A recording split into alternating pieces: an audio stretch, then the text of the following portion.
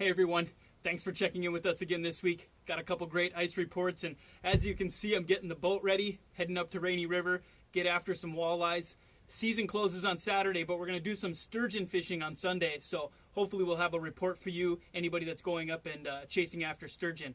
The warm temps are really around the corner, so hopefully you can get out and enjoy some of this nice spring weather. There's still some fishable ice, but the rivers and creeks are going to be opening, and the lakes will be shortly thereafter that. So get out, enjoy the nice weather, and good luck fishing.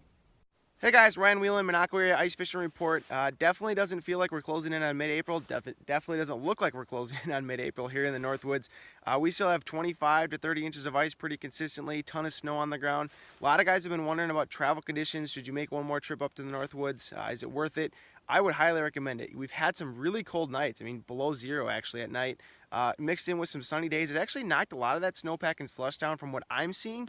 Definitely be smart, pack a shovel if you're going out, so if you do get stuck, you have a way to get out.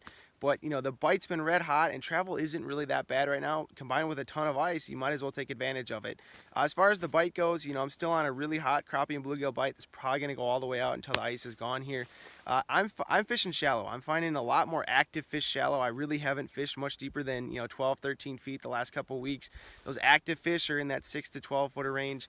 There are fish obviously out still deep, but they just don't seem to be as active. So looking for the same stuff as my report a few weeks ago. If you can get a hold of a map or you know where these fish spawn on these lakes, look for that first piece of structure outside of that. That's what I'm doing. I'm hopping around. The bite's been fairly consistent as far as where we're finding them.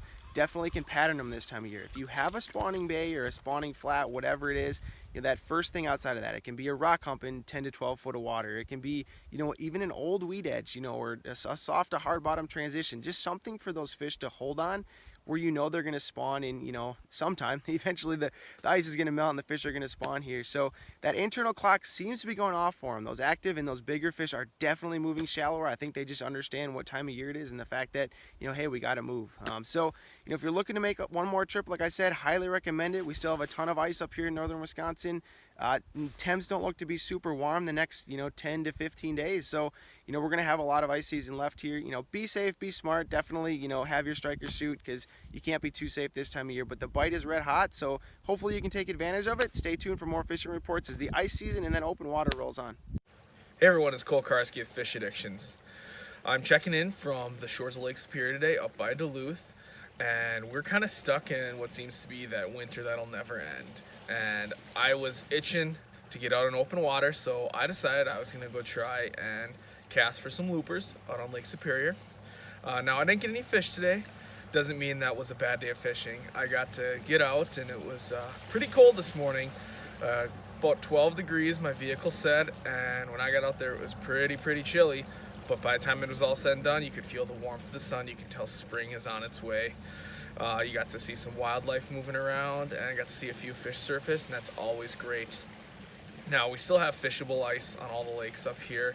Still looking at about 3 feet of ice, so we can still have that chance to get out and get on some of those springtime panfish.